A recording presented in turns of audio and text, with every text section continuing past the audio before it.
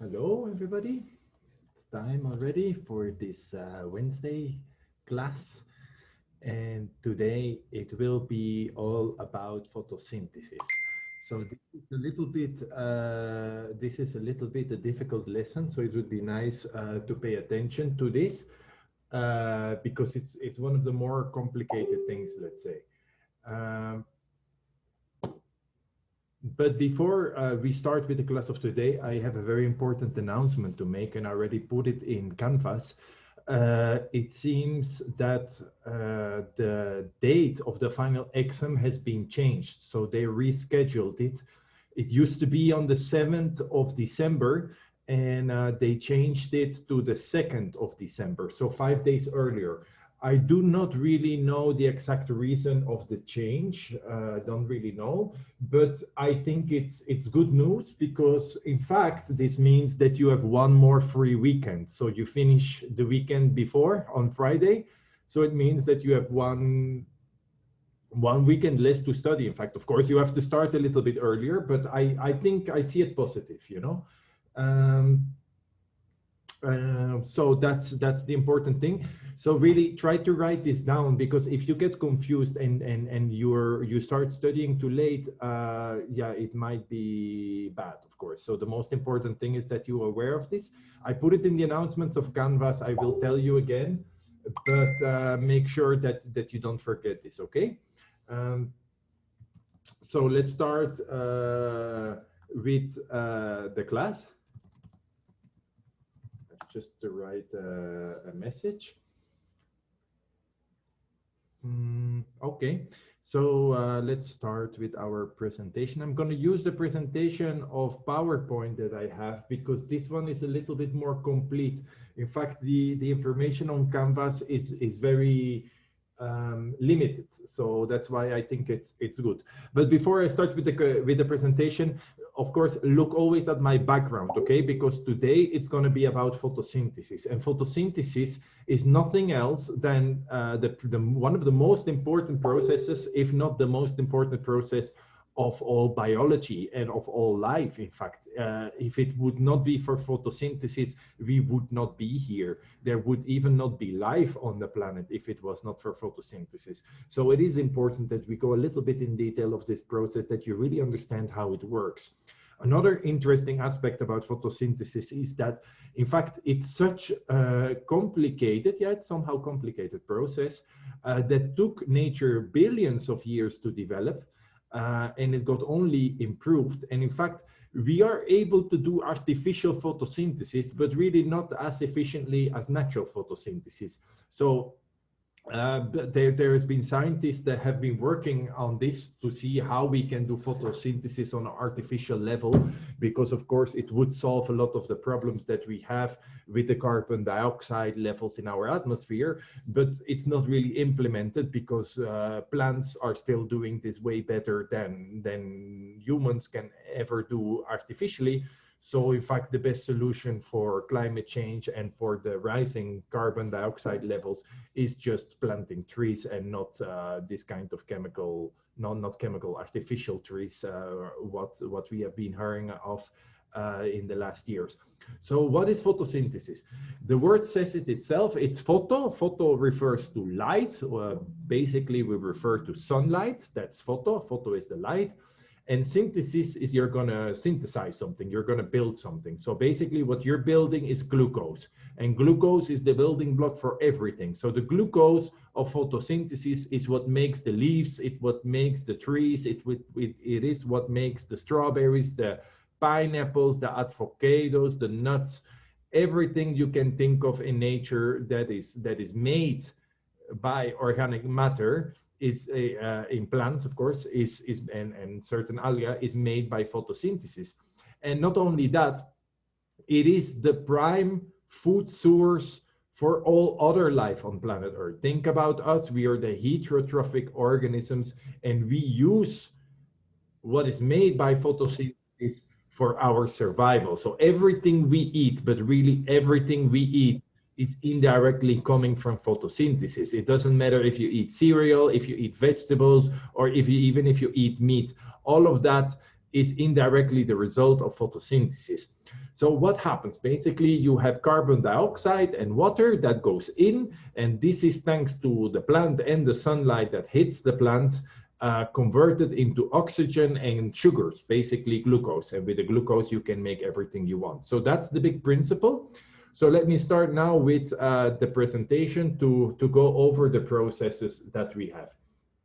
Before we start, you already know these molecules, ATP, you know what it is. It's an energy molecule, and you can see here that you can compare it a little bit with a charged battery and a discharged battery, okay? It's like an energy molecule that is able to store energy in its covalent bonds between the phosphate groups, okay? But that's a detail that you don't even have to know.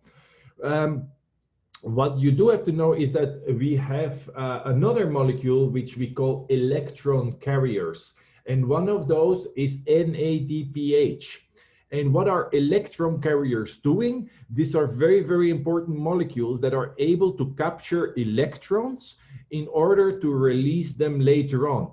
And why do we need to do that, or at least the plants in photosynthesis? Because electrons, they are very radical they're very reactive, so they can destroy other molecules. You don't want electrons to fly around in cells. That's never a good idea, because they might destroy molecules, they might interact and react with other components. It's not a good idea. So you need molecules that are able to capture those electrons in order to save them and to release them whenever you need. And that's what the electron carrier does. You can compare it, we call it NADPH, and you can compare it a little bit with it's like you see here with the glove. It's able to capture the electron, and then you have one molecule.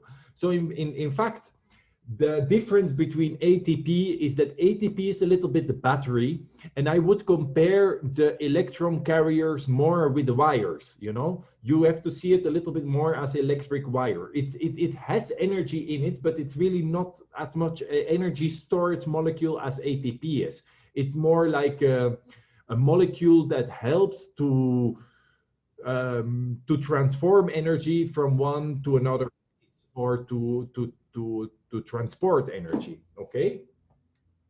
So, but we go there in a moment, in more detail.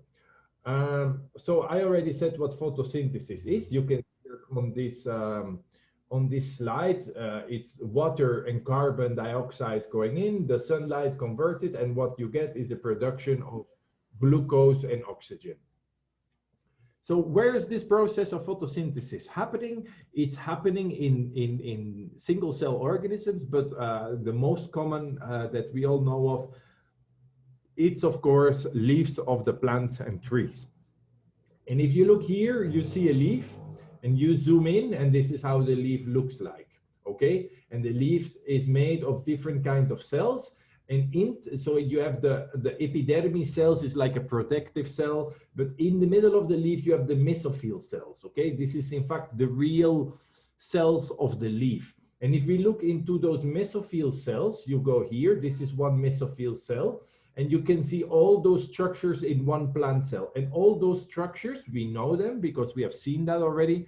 This is called chloroplast, and a chloroplast look like this, and on the inside, it's filled with thylakoid discs, okay? That's a little bit how it looks like. And this chloroplast is really the place where photosynthesis is happening, okay? Another important characteristic of leaves is that they have stomata. Stomata is like little mouths that open and close, because for the process of photosynthesis, as you can see on my background, you need carbon dioxide. And that carbon dioxide has to go inside a plant thanks to little openings. And those openings, we call them stomata. It's like little breathing mouths that let in the carbon dioxide, okay? And they can be open during the day, and they are closed during the night, because during the day, during the night, there is not a lot of photosynthesis happening. Why not? There is no sunlight.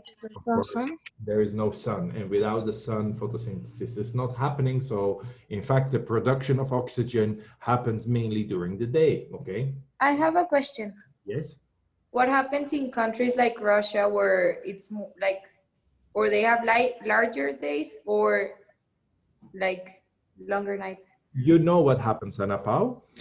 Um, what happens is basically you have different kinds of vegetation, and just go to Europe or go to lower altitude. What happens with the leaves in winter? Even here we have trees. They fall. They fall. And why do they fall? They don't only fall because it gets too cold, they also fall because there's just not enough sunlight available in order for photosynthesis to make they drop the leaves, in fact, because maintaining the leaves requires more energy than they can produce with photosynthesis. And from the moment that that maintaining, because you need to hydrate them, they need all life needs water and nutrients. So from the moment that maintaining things is costing you more than producing, it's simple economics. You stop doing it, and that's when they drop their leaves. And then, of course, if you even go further north, you have pine trees. And pine trees, they have a different characteristic. Of course, they also do photosynthesis, but because the leaves, they are less maintenance intensive, they can be preserved throughout the winter. So the needles, they are like more winter proof, let's say, and they don't require so much maintenance. And that's why we typically see pine forest on higher altitudes and more in the north, because it just makes more sense because of the cold and the energy flux that's happening. Okay, so you already know that, Ana Pao. You never wondered why the tree drops the leaves? No? Okay, fair enough. Okay, so let's go to the process of photosynthesis. This is, in fact, the plant cell, what you see here. Okay, you know that. We have seen that with the characteristic vacuole, with the typical cell wall, and then, of course, those chloroplasts inside. So here you have a schematic picture of a chloroplast. And basically what happens are two reactions. One side is this side, which we call the light reactions. That's the first thing I'm going to explain. And then after it, we're going to explain the Calvin cycle. Okay, they go by other names as well. The light reaction, they also call it the light dependent reaction, because it's a reaction that only happens when light is present. And the Calvin cycle, they also call it the light independent reaction, because it's a reaction that is independent of the light. Okay, of course you need light because the Calvin cycle depends on the first reaction, but the reaction itself does not require any light. That's why they also sometimes call it the dark reaction, but that name is confusing because it implies, or it gives the impression that the reaction is happening in the dark, and that's not true. It's not happening in the dark. It's happening in the daytime at the same time. This is happening all at the same time. Okay, have you ever wondered why the leaves are green? Who knows why the leaves are green? Because of chlorophyll? Yes, because of the chlorophyll, but why is that exactly? They only reflect green light. Very good, Adrian. That's exactly it. All light. So we have here the visible light, the visual spectrum of light, which goes from purple till red. And basically, what you see in this graph is that all kinds of wavelengths are absorbed. The only wavelength that is reflected is the green light here, and that's why leaves look green, because all the other light is absorbed, only the green light is reflected, and that's why we see different shades of green in all kinds of leaves. Okay, why does leaves turn yellow and red in autumn?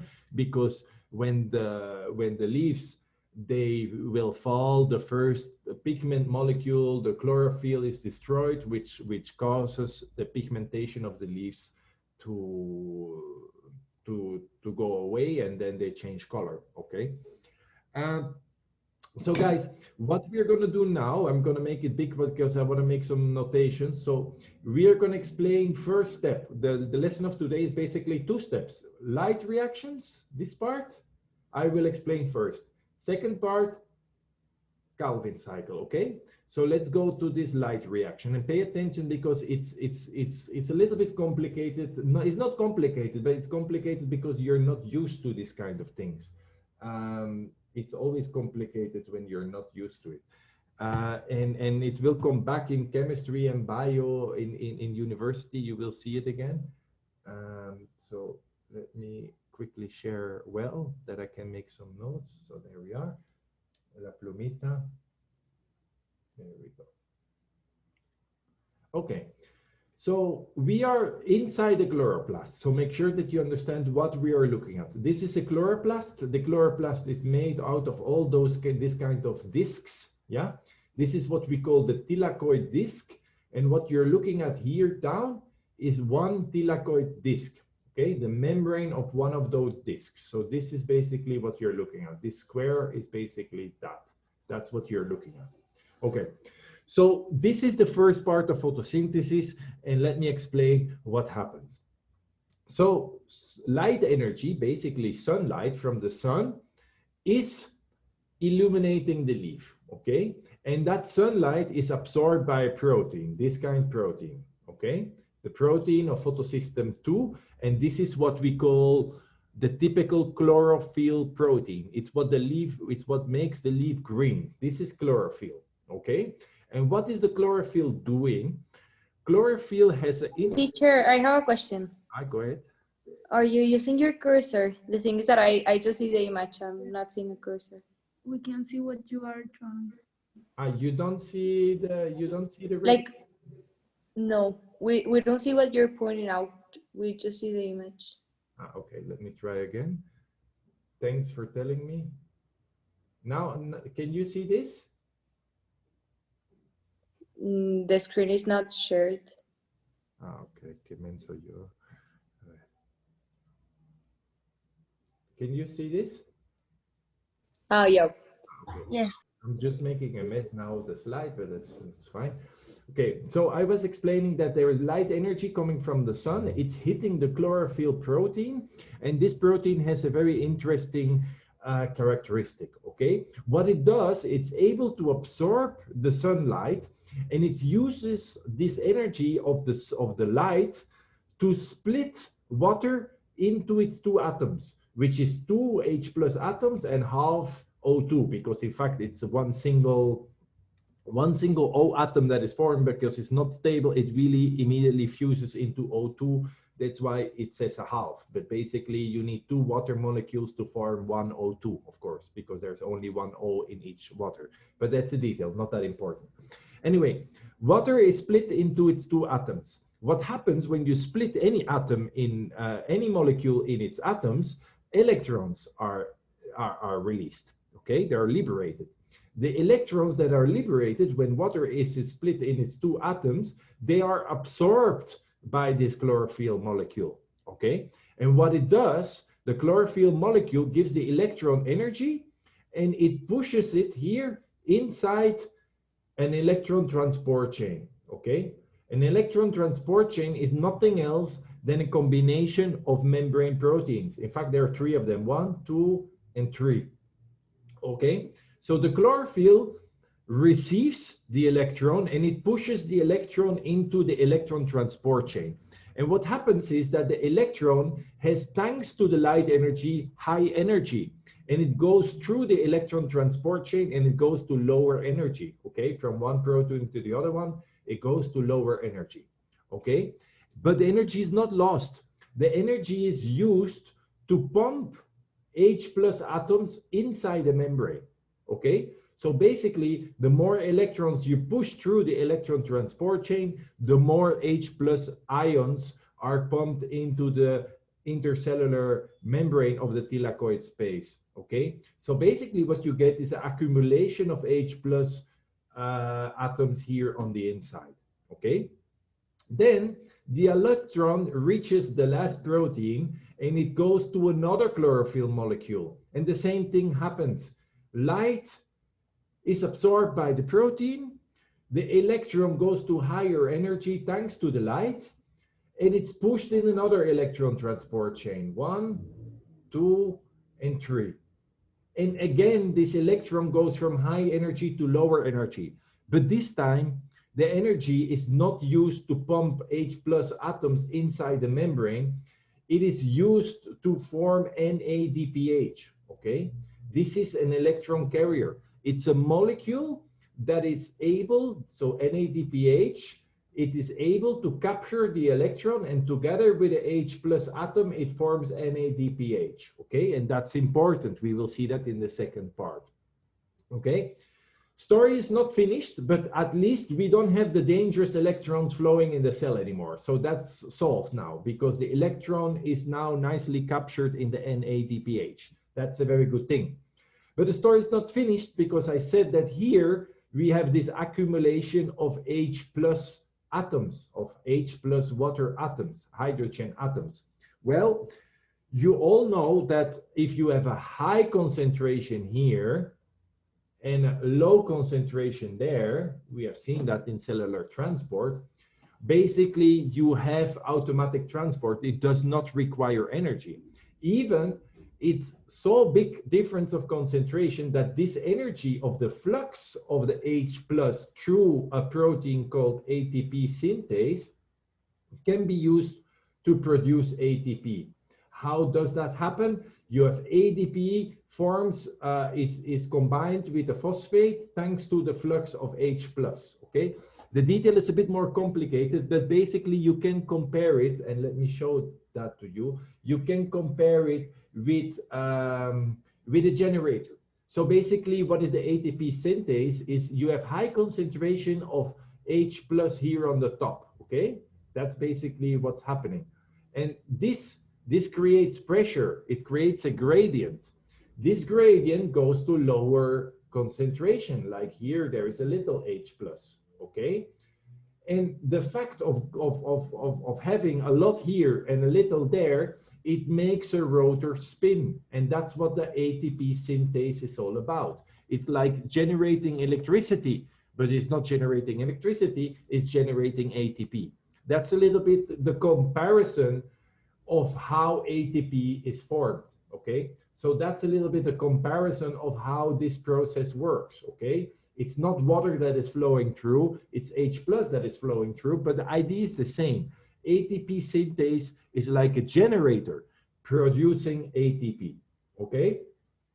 So that's it for this part of the light reactions. I want you to focus on the things that go in and that go out. So remember, what goes in? We have the light energy that goes in. We have the water that goes in, okay? In this part, what do we have formed is oxygen. We have oxygen formation. We have NADPH formation, and we have ATP formation, okay? Yeah, now it looks really messy, but it's important that you keep that in mind, what goes in and what comes out, okay? Because that brings us to the next session of photosynthesis. So here, let's go back to the simple version. Exactly what I just explained. Now you know light goes in, okay? Water goes in, okay? Oxygen is produced. We have seen that in the light reactions. And we also made ATP, thanks to the ATP synthase.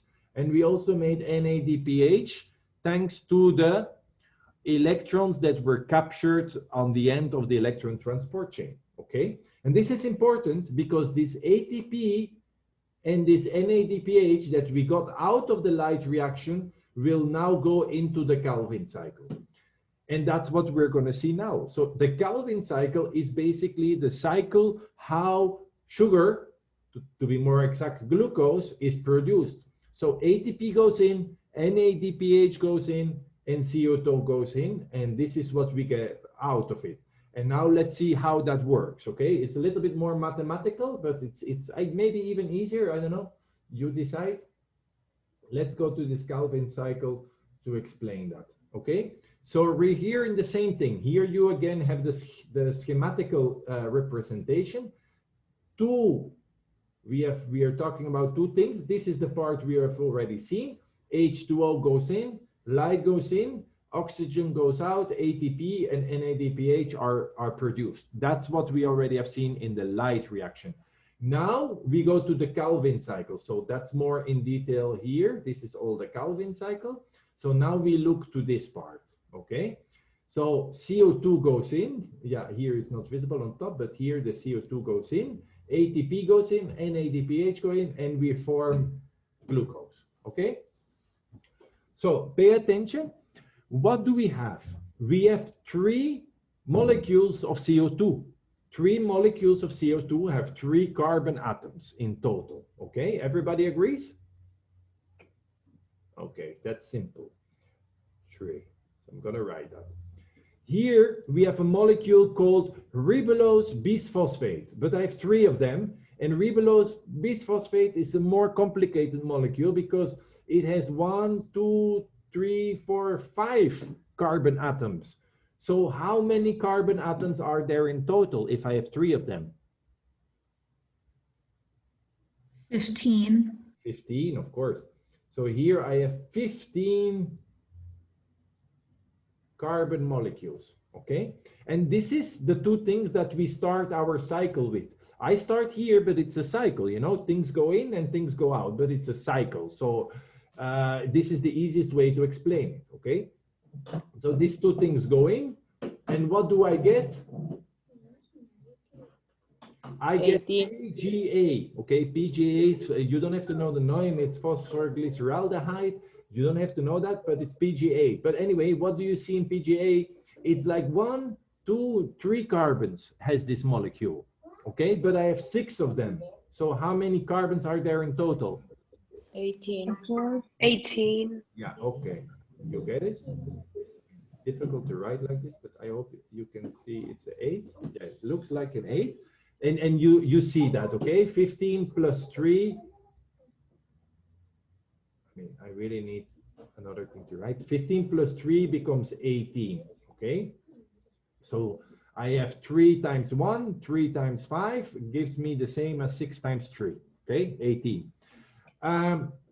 This PGA molecule is converted into a more complex molecule, G3P. It's glyceraldehyde 3-phosphate. You don't have to know the name. It's also 3 carbons, but it's a little bit more complex because it has phosphates on it. Okay, the phosphates, they come from ATP.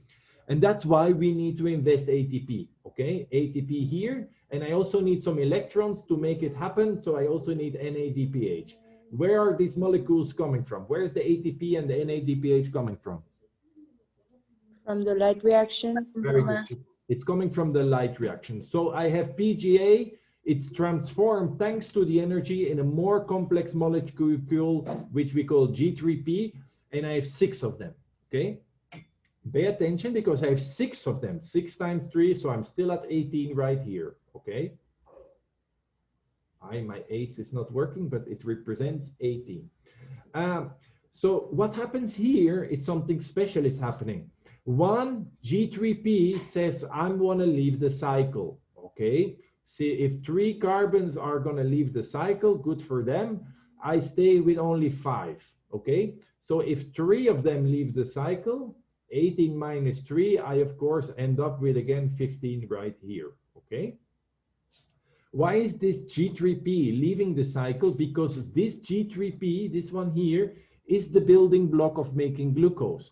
But as you can see here, I do not need 1 G3P, I need 2 G3Ps to make 1 glucose. So if I get from 1 cycle 1 G3P, how many cycles do I have to do to get 1 glucose right here? 2. 2, of course, yes.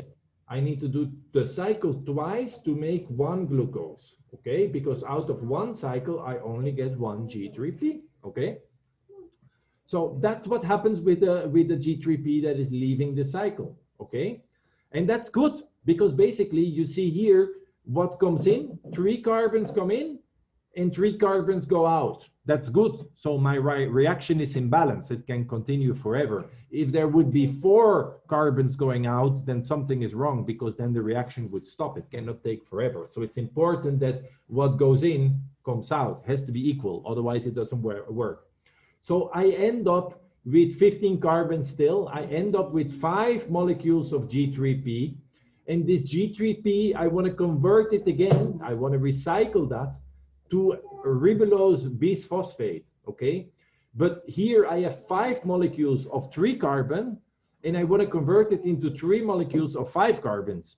So if you make from something simple, something more complex, it's never for free in life. So you need to invest energy to do that, okay? So it's going to cost me another 3 ATPs to do that. And when I do that, I end up with my ribulose bisphosphate again, and the cycle can start again.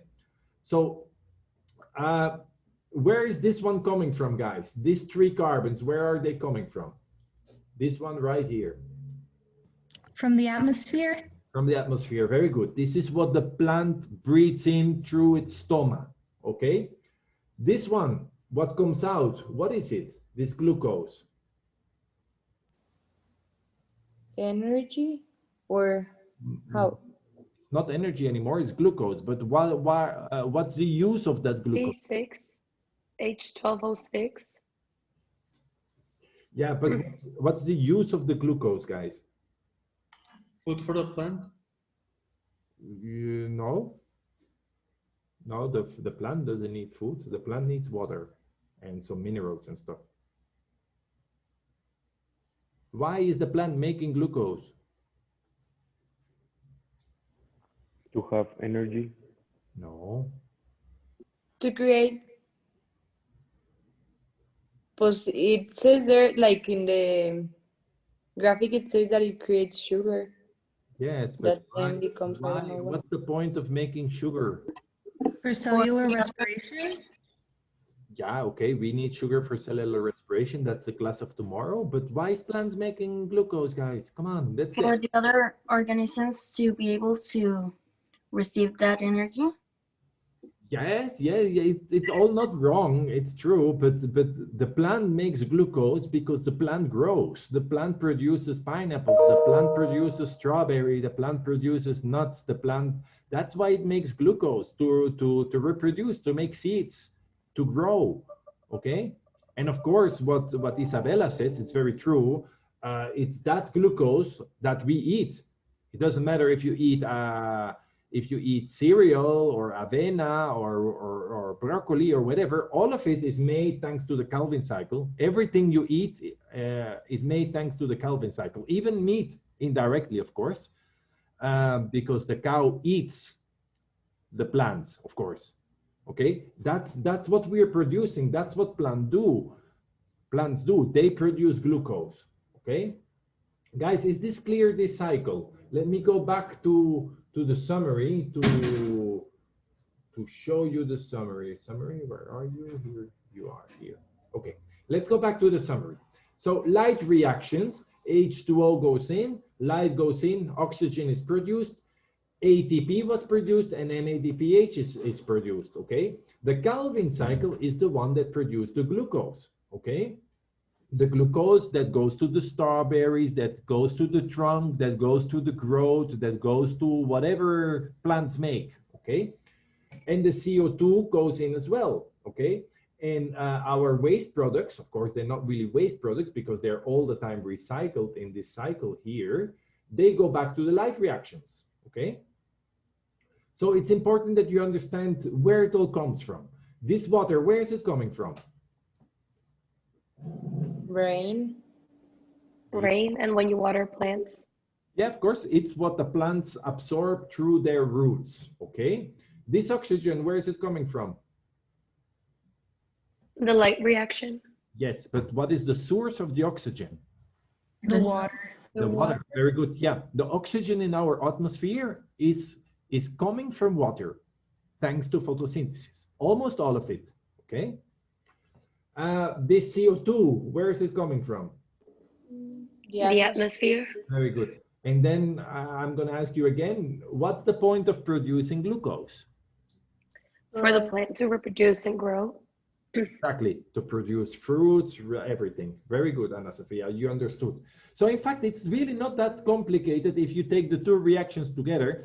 I think I filmed this, right? I did, I hope.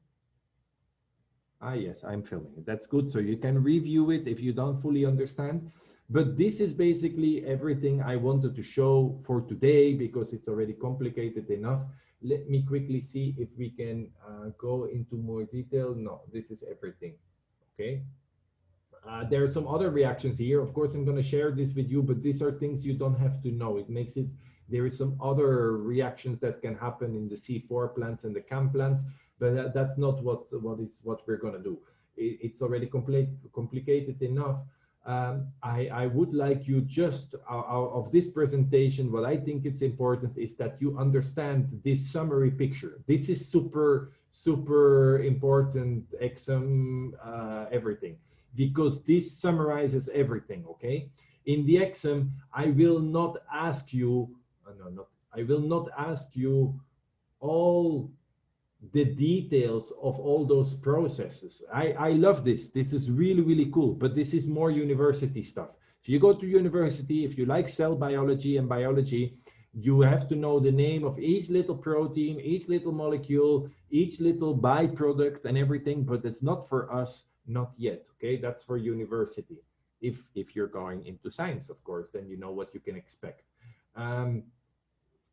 But it's you have to know the big lines of the process of these light reactions, and you have to know just the big lines of the of this Calvin cycle, okay, which we have right here. Okay, I scrabbled a lot on it, but I do this really to see step by step and to explain you all the details. You don't have to know the names, guys. You don't have to know that PGA is phosphoglyceraldehyde and G3P is glyceraldehyde 3-phosphate. You don't have to know the names, okay? You just have to know the concept that it's a cycle, that carbon dioxide goes in, and that there is a three carbon molecule going out in, that makes glucose, the G3P, okay? And yeah, it's even more complex than this. If you really want to know it in detail, then this is just the very basics of it, okay? Because there is a lot of enzymes involved and other molecules, but of course that's beyond the scope of this course, okay? Teacher, Yes, dear? isn't it this process really alike to the way we make energy for ourselves? No, that's what we're going to see tomorrow. And even if you understand today really well, it's good, but this is what the plants do. What we do is in fact the opposite. It's called cellular respiration, but that's the class of tomorrow. So wait until tomorrow, just let this sink in, and then tomorrow I will show you the importance and the relation between photosynthesis and cellular respiration. And really that's utmost beautiful, because by looking at this, you will see how nicely balanced we are and how much we need each other, okay? It is really important. And I even think, I said in the other group as well, I really think it should be obligated that we plant more trees in the city, because without those trees, we don't produce the oxygen we need. It's only the trees that provide us with the clean air that all organisms need. It's in fact ridiculous that people remove trees because they do not want the leaves to fall in the cochera or the estacionamiento or on the road or whatever. This is preposterous, really. If everybody would study really well biology, you would immediately see the importance of photosynthesis. And tomorrow you will even understand it in more depth, how balanced we are. And you will even understand that in fact, what we are today, we are doing cellular respiration, that we will see tomorrow, that this is only a consequence of photosynthesis, but that we will see tomorrow, guys. It's going to be a nice lesson. It's equally difficult as today, but I told you from the beginning that this is a little bit more difficult subject, but I'm sure we can do it, and it's almost finished, okay?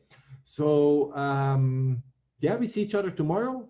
Please, again, write down the new date of the final exam, that you don't get confused. It's the 2nd of December, and check with your other teachers if there are no changes in your exams either. According to me, the other ones stay fixed, and normally you finish on Friday, but check with your other teachers, okay? Yes, Ana Pao, go ahead. When do we have to deliver the project? The project, you have until, what does it say? And you have until the end of November, in fact. 27, I guess. The 11th of November? No. 27th of November, I guess. 27th. Yeah, 27th. Yeah, could be. It's there in Canvas. So you still have, still a week, in fact, to do that. Okay. But be aware, there is still a small practicum coming as well about photosynthesis that I will explain tomorrow that you have to do. We have to round up everything. But yeah, that's it. In fact, we have only 3 lessons left. So tomorrow, Friday, and next week, Wednesday. Okay. So that's it for today, guys. We see each other tomorrow, and we'll talk about cellular respiration. Okay. Thank you, teacher. Thank you. Thank you.